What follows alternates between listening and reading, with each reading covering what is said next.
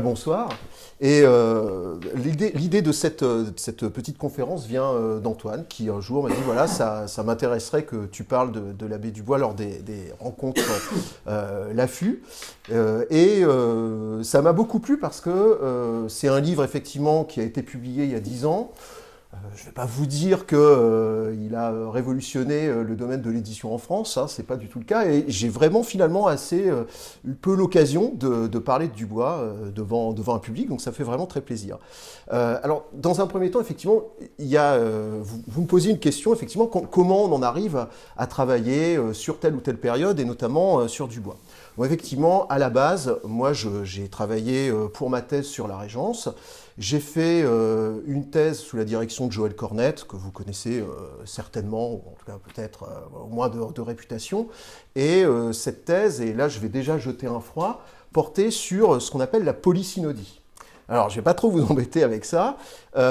Tout simplement, comme tu l'as très bien dit, 1715, Louis XIV meurt le 1er septembre. C'est Philippe d'Orléans, qui est en fait son neveu, qui est porté à la tête du royaume de France. Pourquoi c'est lui ? Tout simplement parce que il reste plus personne autour de Louis XV. Évidemment, son père est mort, sa mère également. Hein. Bien sûr, son père, c'est évident, parce que sinon c'est lui qui aurait été roi. Sa mère également, et donc on est obligé de faire appel aux rejetons des Orléans pour justement mener la régence. Et donc Philippe d'Orléans transforme le système politique. On avait un système politique qui était basé sur un système ministériel, c'est-à-dire avec des secrétaires d'État. Et Philippe d'Orléans, conseillé notamment par Saint-Simon, le mémorialiste, transforme tout ça en mettant en place la polysynodie. C'est-à-dire qu'à la place des ministres, il met des conseils de ministres. Polysynodie, plusieurs synodes, plusieurs conseils. Autrement dit, au lieu d'avoir 4, 5, 6 secrétaires d'État, on se retrouve avec 70 personnes réparties entre 7 conseils, avec à chaque fois un président du conseil. Donc je ne vais pas, voilà, conseil du dedans, conseil de finances, etc., un peu comme un gouvernement, mais qui serait un gouvernement collégial. C'est ce système-là en fait que j'ai étudié, qui est un système qui est fait en fait pour acheter la paix sociale. C'est-à-dire que comme il est en temps de régence, qu'on est dans une sorte d'entre-deux règnes et que son autorité est quand même extrêmement limitée, que les régences se passent souvent très mal. Il a bien sûr en mémoire la régence de Louis XIV par Anne d'Autriche, la Fronde, donc ça s'est pas bien passé, donc évidemment il a ça en tête tout le temps. Eh bien, il décide de mettre en place ce système qui permet de faire entrer dans le gouvernement ses pires ennemis, c'est-à-dire ceux qui sont contre lui. Parce qu'on a des factions politiques, et quand on regarde, ça pourrait être, on peut vraiment mener une analyse très contemporaine, en fait, hein, avec des luttes de partis, des enjeux de pouvoir, donc il fait rentrer tout le monde. Donc lui est au conseil de régence, et les fameux conseils de la polysynodie sont chargés de préparer ce qui va être décidé au conseil de régence. Bref, j'ai étudié ça pendant 5-6 ans, si vous dire. Et le problème de cette polysynodie, c'est qu'en fait, en 1718, la régence dure jusqu'en 1723, en 1718, c'est terminé. Le Philippe d'Orléans, le régent, s'en débarrasse, alors pour plein de raisons, parce que déjà, vous avez remarqué, quelquefois avec 30 ministres, on a du mal, donc imaginez avec 70, donc ils s'en sortent pas vraiment. Ils font un travail sérieux, mais il y a quand même toujours ces enjeux, ces luttes. Puis surtout, lui, son pouvoir est bien installé, donc terminé, il peut revenir au système gouvernemental Louis XIVien avec des secrétaires d'État très très classiques. Et donc quand je suis sorti de cette thèse, j'avais une sorte un peu de frustration qui était que j'étais soi-disant spécialiste de la Régence et en fait j'en avais étudié 3 années et le reste je savais pas, je connaissais mais finalement pas très bien. Et donc pour le citer, parce que c'est quand même vraiment lui qui m'a aussi ouvert énormément de portes dans le monde de l'histoire, c'est Thierry Sarment, parlant avec lui, qui m'a dit ça serait bien d'écrire une biographie, par exemple une biographie de Dubois. Donc voilà, je me suis lancé dans la biographie de Dubois avec cette idée très classique qui est que à travers un personnage, on ouvre sur tout un monde et ça me permettait effectivement de faire la régence. Alors vous allez me dire pourquoi Dubois et pourquoi pas Philippe d'Orléans directement. Est-ce que je ne me sentais pas la confiance à ce moment-là de m'attaquer à un personnage comme Philippe d'Orléans. Bon, ce qui a été fait après, mais c'est une autre histoire. Donc, il y a, voilà, vous avez le portrait du cardinal Dubois par Hyacinthe Saint-Trigaud en 1722, qui est vraiment le plus beau portrait qu'on puisse avoir de lui. Il y a des copies, mais l'original se trouve malheureusement au musée de Cleveland. Donc, pour aller la voir, il faut effectivement se lever, enfin pas se lever tôt, mais effectivement y aller. Alors, la gravure par Drevet. et il y a effectivement de très belles gravures qui ont été faites à partir de ce portrait. Donc, juste pour revenir, effectivement, j'avais mis un petit peu, je reviendrai un petit peu plus tard pour présenter Philippe d'Orléans, mais il y avait aussi autre chose qui m'intéressait dans Dubois, c'est que, comme tout le monde, ou alors comme beaucoup de personnes, j'ai été marqué par ça, en fait. C'est-à-dire que Dubois, si vous interrogez... Alors, c'est très simple, au moment où je travaillais sur Dubois, quand on me disait « tu travailles sur quoi ?» Je dis « sur Dubois ». Tout de suite, c'était un éclat de rire, quoi. Ça marche à tous les coups. Ah, Dubois, voilà. Et on vous cite, évidemment, Jean Rochefort en Dubois, donc lors d'une des fameuses orgies, ce qui n'était pas vrai, hein, voilà, menée par, évidemment, Philippe Noiret et Philippe d'Orléans, et donc le film « Que la fête commence », sorti le 20 février 1975, donc on fête un peu le cinquantenaire, par Bertrand Tavernier, qui est un film que j'avais vu et qui m'avait quand même profondément marqué. Et ce qui est très intéressant, c'est que, rien que cette image suffit, mais je vais vous montrer quand même un ou deux extraits, le film montre en fait, met en scène Dubois et met en scène vraiment l'image qu'on en a gardée. C'est-à-dire qu'à la fois le film entérine l'image qui existait, mais il la prolonge. C'est-à-dire que vous pouvez faire tout ce que vous voulez encore aujourd'hui, les gens qui ont vu ce film, faire tout ce que vous voulez, Dubois, c'est Jean Rochefort. Voilà, c'est resté comme ça. Alors, effectivement, Dubois, quelle image a-t-il ? Tous ces bruits-là qui semblent, voilà, qui nous amusent beaucoup, dès l'époque de la Régence, c'est ce qu'on dit sur Dubois. C'est-à-dire qu'effectivement, on dit qu'il n'est pas baptisé.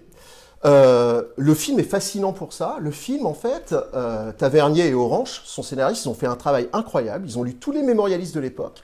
Et toutes les bonnes répliques que vous entendez, et notamment, par exemple, quand il s'écrit « J'y arriverai jamais avec ce bordel d'introïte », vous les trouvez chez les mémorialistes de l'époque. Vous avez des gens qui disent « Ah là là, Dubois va être archevêque, il ne sait pas dire la messe ».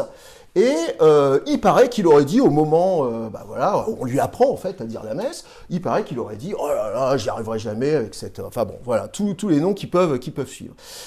Et en fait, cette image-là, c'est déjà l'image qu'on a de Dubois à l'époque. C'est-à-dire que vous avez plein de bruits qui circulent sur lui, il a été marié, il a des enfants, il a des maîtresses, ça c'est vrai, et puis, voilà, il est athée, il est païen, il sait pas dire la messe. Tout ça, c'est vraiment ce qu'on trouve dans les textes de l'époque. Alors justement, ça m'intéressait de revenir un peu sur ce personnage, parce que là, on se dit quand même, on est du côté de la caricature. Et effectivement, c'est une caricature. C'est-à-dire que Dubois, on s'imagine bien, dans la réalité, c'est pas Jean Rochefort. Mais pourquoi on a cette caricature, et ça nous permet de commencer un peu à voir qui est Dubois, tout simplement parce que on a un préjugé de classe.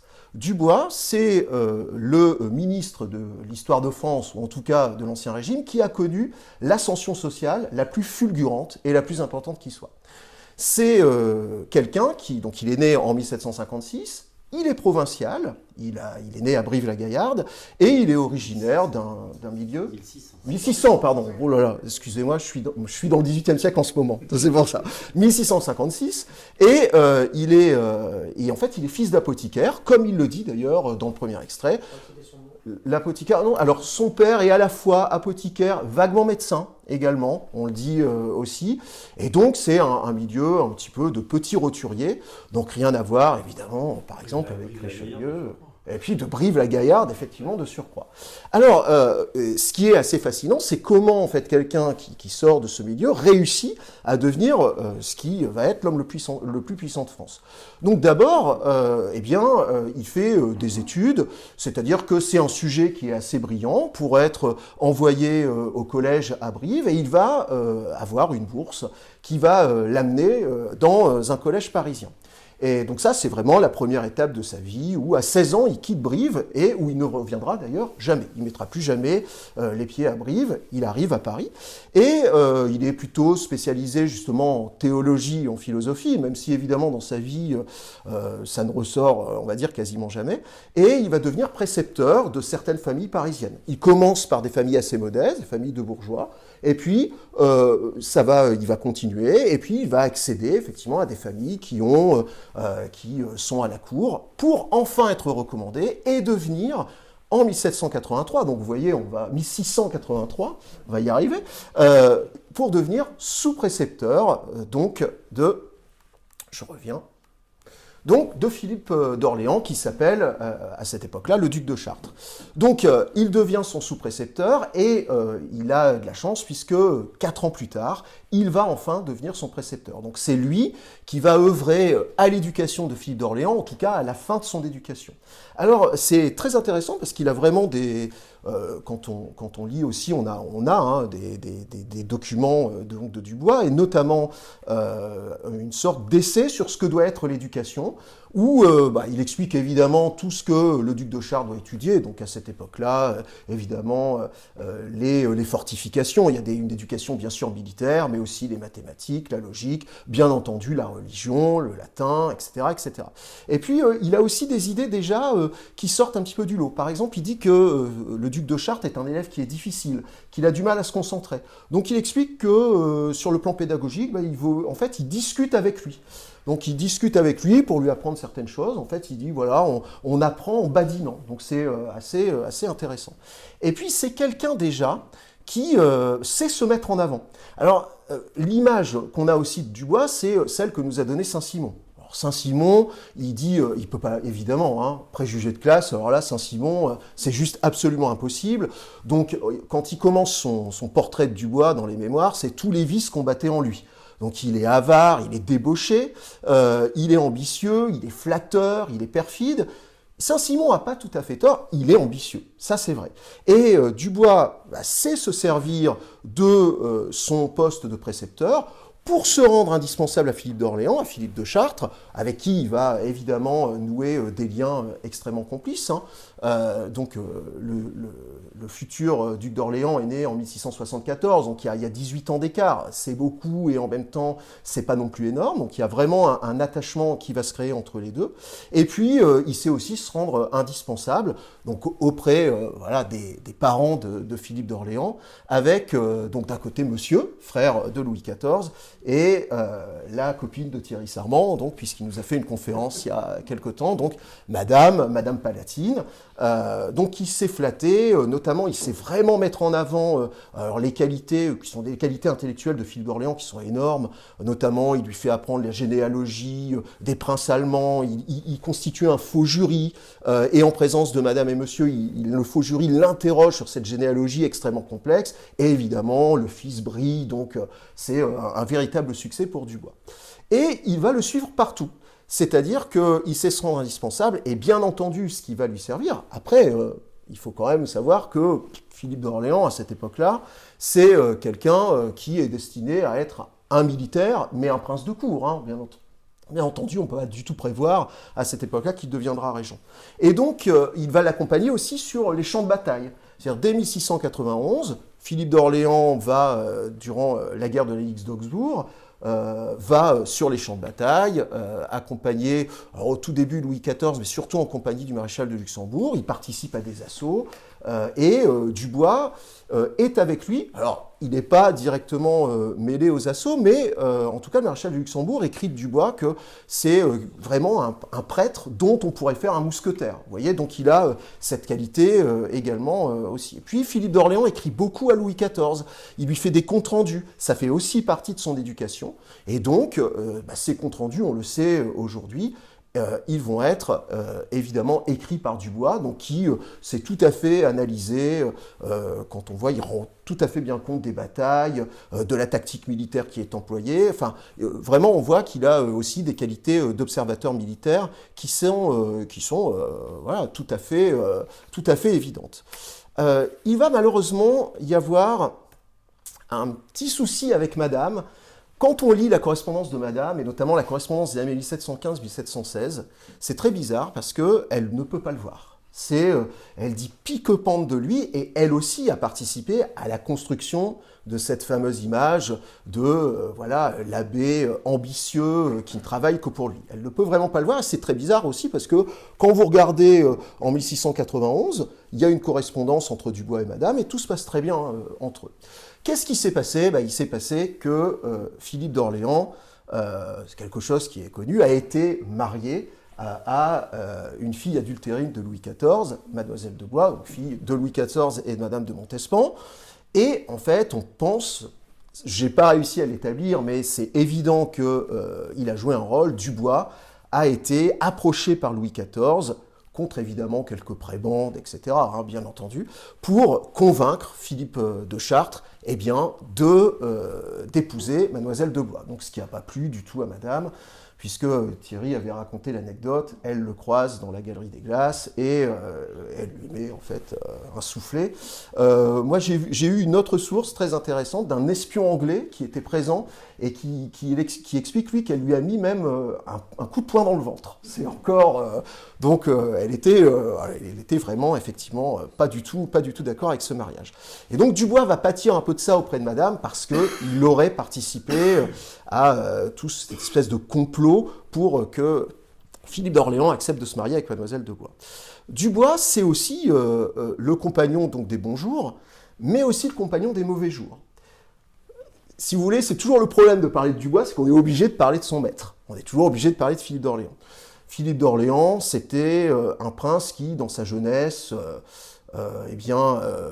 courait après les filles, et c'était d'autant plus mal vu qu'il était marié donc à une fille de Louis XIV. Donc ça, évidemment, Louis XIV ne l'a pas accepté, et ça lui a coûté cher, puisque pendant quelques années, Philippe d'Orléans va être complètement écarté des champs de bataille, et ça n'empêche pas que Dubois va rester auprès de lui de manière extrêmement fidèle. Alors, on raconte aussi que c'était lui qui l'alimentait en femme de petite vertu. Donc, faut dire qu'ils habitaient au Palais Royal, ils n'avaient pas très très loin à aller pour trouver ce qu'il lui fallait, le Palais Royal étant quand même aussi réputé pour ça.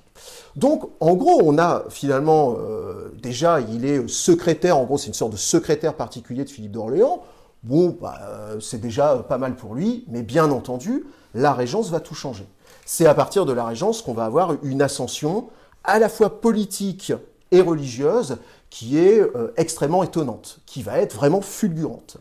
D'abord, en 1715, quand Philippe d'Orléans prend le pouvoir, Dubois ne participe pas au gouvernement. Ça peut paraître assez bizarre, mais Philippe d'Orléans préfère le ménager pour d'autres missions, dont je vais reparler après, mais il n'entre pas dans les fameux conseils de la polysynodie. Alors, ce qui ne l'empêche pas, dès 1716, ce qui peut nous paraître finalement assez anodin, mais de le faire conseiller d'État, il n'y en avait pas beaucoup, et donc c'est déjà une sorte de récompense que Dubois obtient pour sa fidélité à Philippe d'Orléans durant tous ces passages très compliqués. Je vais pas, si vous voulez, on en reparlera après, mais en Philippe d'Orléans, ça a été quand même, en 1712, 3 ans avant d'être régent, il était l'homme le plus détesté de France, quoi. C'est quand même un retournement de situation, là aussi, comme on n'en a jamais vu, accusé d'avoir empoisonné le duc de Bourgogne, donc le petit-fils de Louis XIV, le père de Louis XV, accusé de tous les maux, enfin vraiment un homme absolument détesté, avec des rumeurs qui circulaient dans Paris, qui étaient vraiment parmi les plus folles, donc Dubois, malgré ça, bien sûr, n'est pas parti et est resté fidèle. En 1717, on va égrener un peu les années de la Régence, il rentre au Conseil des Affaires étrangères. C'est-à-dire que là, les qualités de diplomate, qu'il a déjà exercées par ailleurs, j'y reviendrai un petit peu après, ces qualités de diplomate vont lui permettre d'entrer dans ce conseil de la polysynodie, donc où il va rester 1 an, parce qu'en 1718, la polysynodie prend fin. Elle prend fin pour plusieurs raisons, mais elle prend fin aussi parce que Dubois a joué un rôle important là-dedans. On a des tas de mémoires, beaucoup de mémoires, qu'il écrit à Philippe d'Orléans, où il lui dit, voilà, ça suffit, quoi. avec ces conseils-là, vous vous embêtez avec tous ces gens-là qui ne font en gros que vous tirer dans les pattes. Donc on arrête avec la police Inaudi et vous remettez en place le système ministériel de Louis XIV, qui est le seul valable. Autant on a pu faire de Philippe d'Orléans quelqu'un qui était un peu alors c'est complètement faux, mais qui était annonciateur d'une monarchie absolue un peu tempérée, d'une monarchie absolue modérée. On dit toujours, voilà, c'est quelqu'un qui est un peu libéral. En vérité, on projette l'orléanisme du XVIIIe, du XIXe siècle aussi sur lui, ce qui n'est pas vrai du tout. Mais Dubois, lui, il a toujours été très clair, monarchie absolue, et on s'arrête là. Il n'y a absolument pas la place pour, en France, mettre en place un système qui serait effectivement une monarchie éclairée avant la lettre. Hein. C'est d'ailleurs pour ça que la Régence, c'est toujours très compliqué. Il y a un mélange de fin du grand siècle, et vous avez également le début du siècle des Lumières, toutes ces influences, enfin plutôt c'est la Régence qui va aussi influencer, mais on projette tout ça sur la Régence, et donc c'est quelquefois très compliqué de faire la part des choses. Évidemment, quand il dit qu'il faut arrêter avec la police Inaudi, il joue son jeu. C'est-à-dire que dès 1718, il est nommé secrétaire d'État des Affaires étrangères, globalement ministre des Affaires étrangères, qui est un poste effectivement qui lui revient de droit. Je vais expliquer un peu après. Et puis après, c'est très simple, Antoine l'a dit, vous avez les années 1720, 21, 22. 1720, il devient archevêque de Cambrai. Que la fête commence se passe en 1719. Donc c'est pour ça qu'il est déjà œuvré auprès de Philippe d'Orléans en disant « ce serait quand même bien que je sois archevêque de Cambrai parce que la charge est vacante, le poste est vacant, donc c'est sur vous que ça repose, vous pouvez me nommer ». Il va réussir effectivement à parvenir à ses fins en 1720. Et puis, ce qui l'a toujours fait évidemment fantasmer, et là vraiment on l'a dans les lettres, c'est-à-dire que il a vraiment écrit à beaucoup de personnes, il y a une correspondance très riche qui se trouve aux archives diplomatiques à la Courneuve, et il est vraiment obsédé par donc le cardinal. C'est-à-dire que vraiment, ce qu'il veut absolument devenir, c'est cardinal. Même archevêque de Cambrai, en fait, on lui donne ça comme un hocher pour s'amuser, parce qu'il fait campagne en 1720 pour devenir cardinal, et il n'y parvient pas. Il faut dire que le pape voyait aussi d'un très mauvais œil que cette personne qui avait cette réputation puisse devenir cardinal. Pour devenir cardinal, ça a été terrible. C'est-à-dire que, vous voyez, il y a tout qui se mélange. C'est-à-dire que d'un côté, les accusations de libertinage, on pourra revenir sur les petits soupers du régent, tout ça c'est de la fable, qu'il était prêt à tout pour devenir cardinal, ça c'est la réalité. En vérité, quand on a élu, suite à la mort de Benoît XI, on a élu un nouveau pape qui s'appelait Innocent XIII, c'était en 1721, eh bien, les cardinaux français lui ont dit on va voter pour vous lors du conclave, mais attention, vous avez intérêt à nommer Dubois derrière cardinal. Alors, évidemment, Dubois était déjà très puissant à l'époque, et Philippe d'Orléans était d'accord avec lui. Donc, ils avaient la main mise également sur les cardinaux. Donc, ils étaient très proches, hein, et donc, vous allez nommer Dubois cardinal. Et effectivement, Innocent XIII, qui n'avait d'innocent que le nom, va s'exécuter en 1721 en acceptant de faire de Dubois un cardinal, ce qui est effectivement son triomphe. Il aurait pu s'arrêter là, mais il va continuer. Alors là, pour plusieurs raisons, il va vouloir effectivement devenir Premier ministre. Mais là aussi, Philippe d'Orléans a joué un rôle déterminant. En 1722, ça fait 7 ans que Philippe d'Orléans exerce la régence. C'est quelqu'un, même si les petits soupers sont une fable, c'est quelqu'un qui faisait la fête toute la nuit, et plusieurs fois par semaine. Donc, il se bafferait, hein, c'est-à-dire qu'il buvait énormément, il mangeait beaucoup, il rentrait, donc c'était au Palais Royal, mais il se couchait, il était 3h, 4h du matin, il se fallait il fallait se lever à 9h, et vous avez des témoignages de Saint-Simon en 1722 qui dit quand j'arrive le matin à 9h30, c'est atroce, j'ai l'impression qu'il me reconnaît même pas, enfin bon, la mise en route chaque matin est terrible. Et en 1722, en fait, on arrive à la fin de la Régence. Alors, fin de la Régence, qu'est-ce que ça veut dire? Ça veut dire Louis XV a 12 ans, il va avoir 13 ans en 1723, donc il est bien sûr incapable de gouverner. je ne peux pas m'empêcher, hein, il le sera toute sa vie de toute façon, ça c'est, on en reparlera, mais non c'est méchant, mais bon, et donc, en fait, le régent voit que son rôle peut continuer, parce que bien entendu, quand Louis XV va devenir majeur à l'âge de 13 ans, il n'y aura plus de régence, mais ce n'est pas Louis XV qui va gouverner. C'est-à-dire qu'il lui faut quelqu'un à côté de lui qui soit une sorte de Premier ministre. Mais en fait, Philippe d'Orléans en a vraiment marre. C'est-à-dire que là, vraiment, ça lui suffit. C'est pas quelqu'un, contrairement à ce qu'on pensait, qui courait vraiment après le pouvoir, qui est l'image qu'il a eue également. Il a exercé la régence pendant 7 ans, il n'en peut plus. Comme il dit, j'ai plutôt envie d'aller planter mes choux à Villers-Cotterêts. Ce que nous qualifierions de tentation de Venise. Et donc, Dubois, voilà vraiment l'occasion de s'installer au pouvoir. Et c'est ce qui va se passer, puisque en août 1722, eh bien, Philippe d'Orléans, Louis XV en vérité, va le nommer Premier ministre. Donc, il est à la fois secrétaire d'État des Affaires étrangères et ce qu'on appelle principal ministre, qui est un poste qui n'a pas été donné et qui n'a pas été accordé depuis Mazarin. C'est-à-dire qu'en fait, il est le successeur direct de Mazarin. D'ailleurs, Dubois réfléchit beaucoup à ce poste. Là aussi, on a des mémoires qu'il a écrits, comment il conçoit son poste de Premier ministre, et très clairement, il reprend, il fait une sorte d'histoire aussi du ministériat de Mazarin, en disant, ben voilà, c'est comme ça que ça doit être, le Premier ministre, c'est lui qui doit tout contrôler, les ministres ne doivent pas aller voir le roi, et Philippe d'Orléans quand même, parce que Philippe d'Orléans, il ne va jamais partir à Villers-Cotterêts, il est quand même toujours dans le coin. C'est sûr qu'il n'est pas à Versailles, puisqu'à cette époque-là, la cour s'est... Je suis désolé, mais là, c'est vrai que je vais un peu vite. En 1715, la cour s'installe à Paris. Voilà, il faut quand même... parce que c'est... Et donc, le petit roi s'installe aux Tuileries. Et à partir de 1722... finalement, la régence prenant fin, on se réinstalle à Versailles.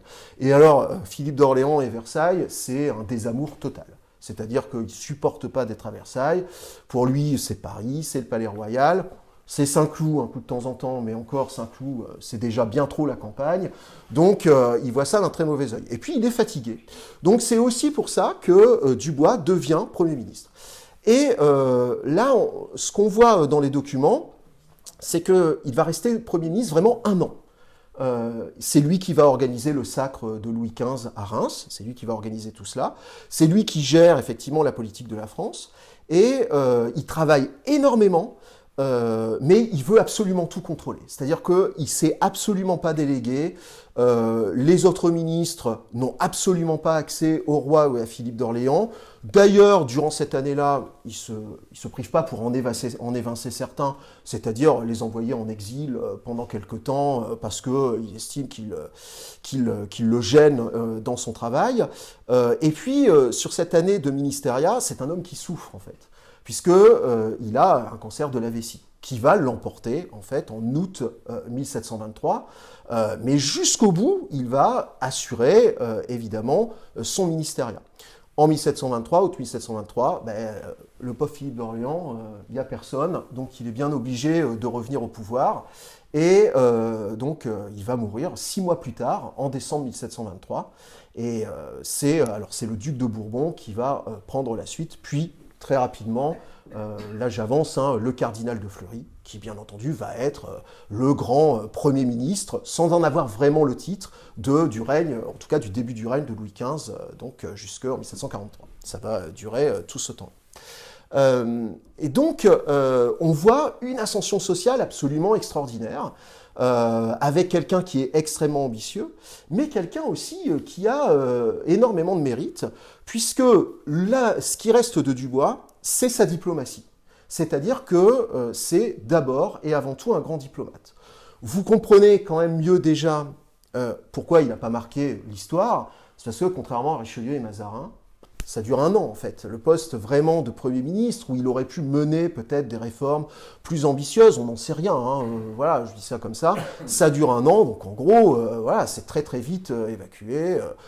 D'ailleurs, quand il meurt, Philippe d'Orléans va voir Louis XV, il dit « Je suis désolé, le Premier ministre est mort ». Louis XV dit « J'en suis très fâché », et puis il s'en va, et puis c'est terminé, quoi. C'est-à-dire, on passe vraiment à autre chose. Donc Dubois, s'il a quand même vraiment marqué l'histoire, c'est sur le plan diplomatique.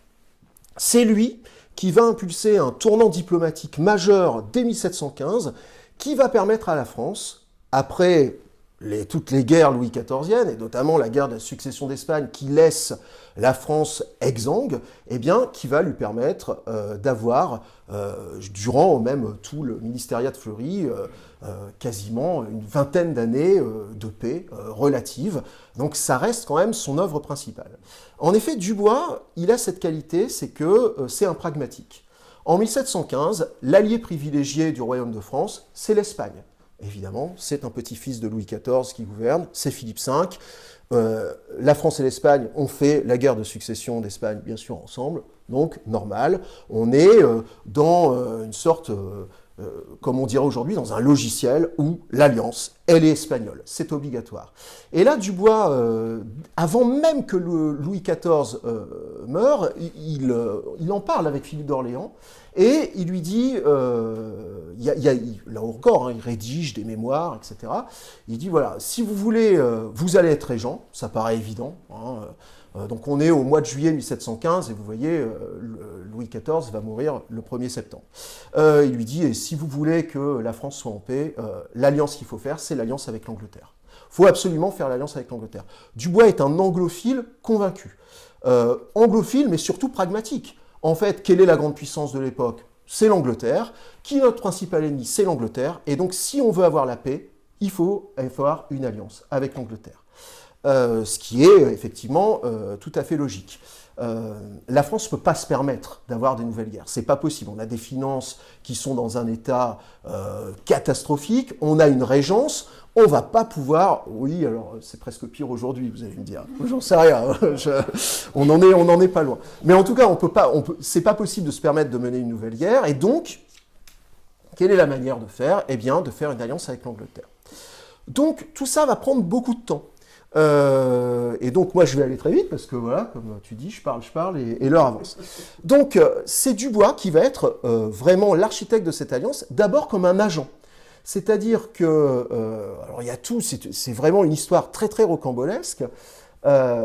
Philippe d'Orléans va l'envoyer dans les Provinces-Unies pour rencontrer donc Stanhope, qui était d'ailleurs la dernière diapositive de... ah bah voilà, c'est pas grave. Non, je vais reprendre. Voilà. Normalement. Voilà. Hop, et donc, bah là je sais. Bon, c'est pas très grave. Vous avez le portrait de Stanhope, qui est un ministre anglais, et le roi d'Angleterre de l'époque, qui est donc Georges Ier, est aussi électeur du Hanovre. Et donc, en fait, c'est bon, hein, tu sais, t'embête pas pour ça. Ce qui est bien, c'est que les gens qui vont écouter l'enregistrement vont demander ce qui se passe. Ils vont se dire, voilà, il y a eu un truc qui était terrible. Stanhope accompagne Georges Ier au Hanovre. Et donc, les services secrets, on peut dire comme ça, français l'apprennent. Et donc, Philippe d'Orléans va dire à Dubois, bah, tu vas essayer de les intercepter. Il se trouve que Dubois a déjà été en Angleterre, il connaît Stanhope. Il voyage de manière complètement anonyme. Il se fait appeler le chevalier de Saint-Albin. Il se fait passer pour un collectionneur. Il va d'ailleurs en profiter pour acheter un poussin qui va alimenter la collection de Philippe d'Orléans, qui avait la collection de peinture la plus extraordinaire d'Europe à cette époque. Et en fait, il va faire semblant, parce que c'est vraiment, c'est même d'un ridicule consommé. En gros, c'est comme, il croise Stanhope, il fait « Ah, bah, t'es là, bah, c'est formidable, voilà ». Et puis, ils vont commencer à parler. Et évidemment, alors Stanhope est absolument pas dupe de ce qui se passe, et ils vont commencer à parler, est-ce qu'on peut envisager une alliance, etc., etc. Et cette alliance, effectivement, va se faire. Avec toujours, durant les pourparlers qui ont lieu, des pourparlers qui prennent énormément de temps, ça va prendre quasiment 1 an avant que cette alliance soit signée en 1717, avec un Philippe d'Orléans qui est hésitant. Philippe d'Orléans, il a un problème, vraiment qu'on voit quand on étudie voilà, sa vie, et notamment la régence, c'est que Louis XIV, c'est évidemment la statue du commandeur. C'est-à-dire que, oh là là, je suis en train de remettre en cause ce qu'a fait Louis XIV sur le plan diplomatique. Est-ce que je peux vraiment le faire? Et il va hésiter tout le temps, et tout le travail de Dubois, ça va être toujours d'essayer de le convaincre. Mais alors avec des missives qui sont conservées donc aux archives diplomatiques, où vraiment il y a des moments où c'est le précepteur qui s'adresse à son élève, qui lui dit mais là attendez, les pourparlers sont prêts, il faut juste que vous me disiez allez c'est bon, on signe. Qu'est-ce que vous attendez? C'est pas possible. Il faut dire que à Paris, notamment les membres du Conseil des Affaires étrangères, sont des partisans de l'Alliance espagnole. Alors Dubois est pas là, il est allé, tout ça se fait quand il est après au Hanovre, il n'est pas sur place.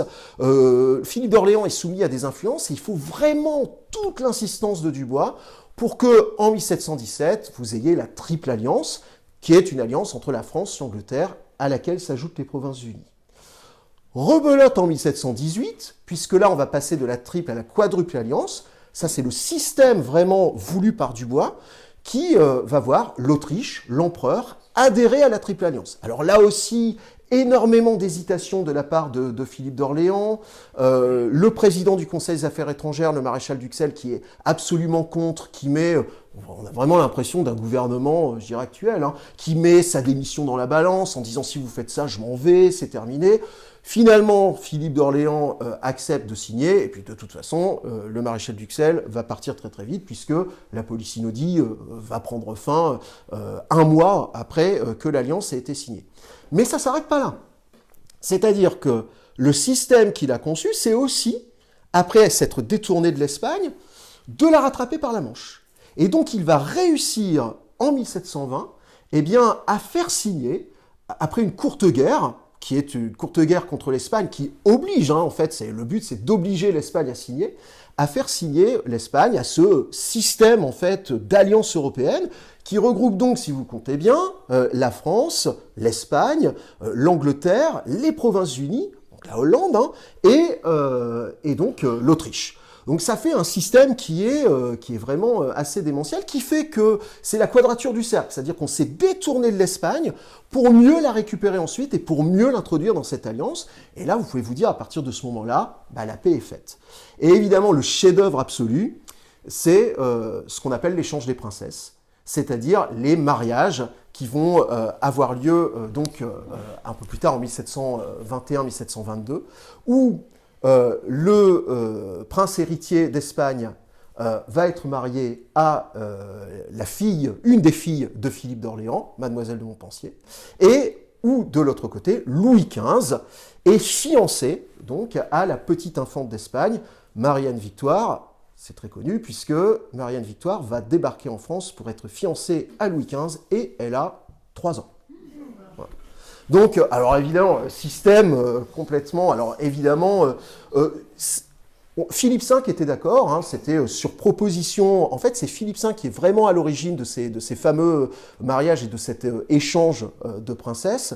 Donc Chantal Thomas a fait un roman là-dessus qui a été effectivement porté à l'écran par Marc Duguin, si mes souvenirs sont bons, et qui vient en fait sceller les retrouvailles entre la France et l'Espagne, tout en ayant bien sûr une alliance avec l'Angleterre. La suite, hein, c'est que en fait, quand Philippe d'Orléans va mourir, le duc de Bourbon va remettre en cause ce mariage, parce qu'en fait elle est trop jeune et qu'il faut des héritiers très très rapidement, et la petite infante qui est arrivée, eh bien elle va repartir. Voilà. C'est-à-dire vraiment, enfin, c'est une histoire qui est vraiment terrible, hein. Alors quand elle est partie, quand même, on raconte que c'était Philippe V et son épouse se sont évanouis en fait en voyant le carrosse partir, parce qu'évidemment une princesse qui quitte son pays, normalement on ne la revoit jamais. Elle, pour le coup, alors ça va être d'ailleurs diplomatiquement très compliqué avec l'Espagne, on va la renvoyer parce que le duc de Bourbon estime qu'elle ne correspond pas, et d'ailleurs la fille de Philippe d'Orléans va également être renvoyée en France.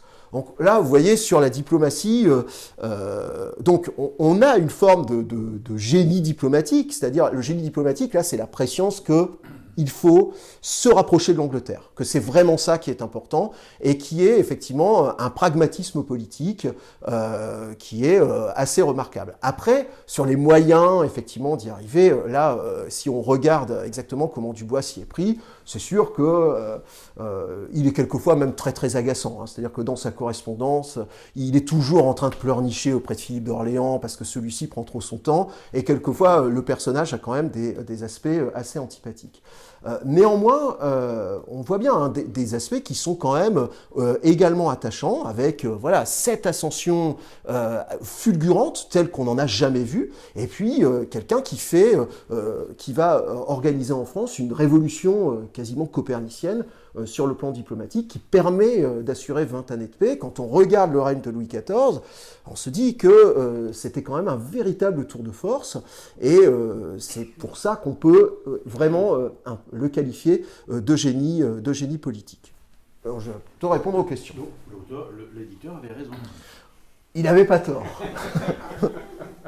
Il est un génie politique, mais de la Régence. Bon, voilà, c'est un peu ça le problème. Du bois sort de ce corps. Donc on a quelqu'un qui a osé sur le plan diplomatique, mais qui sur le plan du progrès de l'organisation était plutôt conservateur. Oui, alors complètement. Oui, Complètement. tout à fait. Oui. J'aimerais que vous nous disiez un mot sur les relations de Dubois et de Fleury.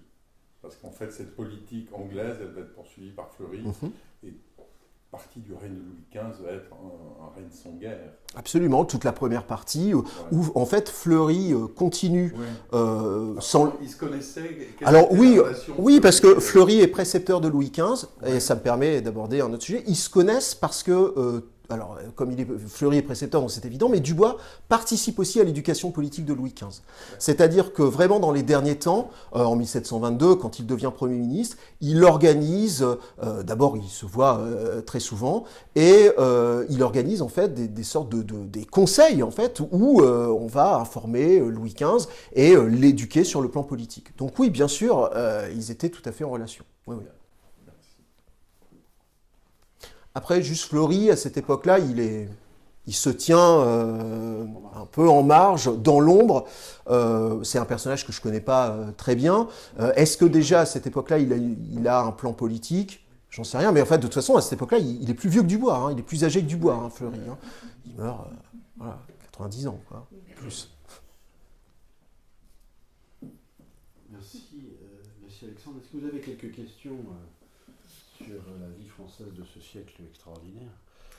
Et quand l'Alliance est à son apogée, là, oui. C'est quand même fascinant parce que c'est une espèce de petite Union européenne. Absolument. Il y a tout le monde. Ouais. D'ailleurs, même l'Alliance de 1717, on peut quasiment même dire que c'est... Alors, ça existait aussi, mais c'est une sorte de première entente cordiale, en fait, avant la lettre. Tout à fait. Et effectivement, quand il réussit à rassembler tout le monde, c'est effectivement très étonnant. Ouais. Mais ça ne dure pas longtemps. Non. Ça dure pas longtemps. Ah si, 20 ans quand même. Si, parce que vous avez la guerre de sécession de Pologne, mais qui est dans les années 1730, mais qui se déroule pas sur le sol français. Donc c'est la guerre de sécession d'Autriche qui, en 1743, va mettre fin à tout ça, en fait. Et donc on a 20 ans de paix. Il y a un autre grand ministre anglais qui succédera à Stanhope, c'est Walpole. C'est Walpole, absolument. Père et fils. Et Dubois, on sait que Dubois est allé en Angleterre et qu'il allait écouter les discours. J'ai vu le recueil. Oui, ils se sont vus également. Ouais. Sans travailler ensemble, puisque c'était avec Stanhope de manière privilégiée. Ouais. Alors n'hésitez pas, parce que c'est toujours le problème, hein, quand on est depuis 20 ans dans une période comme ça, je sais pas, moi je vous dis des choses qui peuvent vous sembler peut-être très pas claires, et n'hésitez pas à revenir dessus. Parlez-nous de Louis XV, alors dont vous dites beaucoup de mal. Ah oui, alors... Non, mais en tant qu'enfant, non, mais sur cette période-là, voilà, j'ai rien à dire dessus. Éducation très complète, etc. Non, c'est après, sur la suite du règne, où il y aurait encore beaucoup à dire. Vous savez qu'il y a deux tendances historiographiques sur Louis XV. La tendance où, effectivement, voilà, c'est le grand roi de France, etc. Et puis une autre tendance qui est beaucoup plus critique. Voilà. Vous êtes de la deuxième Plutôt la deuxième tendance. Tout à fait. Oui. Et qu'est-ce qu'il a avancé comme argument à Stanhope pour le faire rentrer dans cette alliance? Alors, on est quand même on est unis à ce moment-là. Oui. Il n'y a pas de possibilité d'alliance matrimoniale avec Non. une princesse anglaise. Bon, Donc, comment a-t-il réussi à le convaincre? Alors, d'abord, dans un premier temps, vous avez, quand même pour l'Angleterre, le fait d'être dans une certitude de période plus pacifiée, ça reste intéressant, mais ça, c'est absolument évident. Et ils avaient aussi des choses à obtenir de la France qu'ils n'avaient pas obtenues lors des traités qui mettent fin à la guerre de succession d'Espagne. Et notamment, ils étaient obsédés par la destruction d'un port militaire qui était à côté de Dunkerque, qui était le port de Mardyck. Et donc, Stanhope met tout de suite ça dans la balance en disant « Ah oui, on peut faire ça, mais alors à ce moment-là, vous allez détruire ce port militaire. » Et puis il y a autre chose, c'est que à cette époque-là, Georges Ier, c'est donc c'est la dynastie des Hanovre, et vous avez encore en France les Stuarts qui sont dans le coup et qui vous avez en France protégés par Louis XIV et par Philippe d'Orléans. À la cour, vous avez le fameux prétendant, qui est le fils de Jacques II, donc Jacques III, qui d'ailleurs va organiser une sorte d'escapade en Écosse qui va être un désastre total, mais qui est gênant en fait pour Georges Ier. De l'autre côté, Philippe d'Orléans, son pouvoir est très très mal assuré.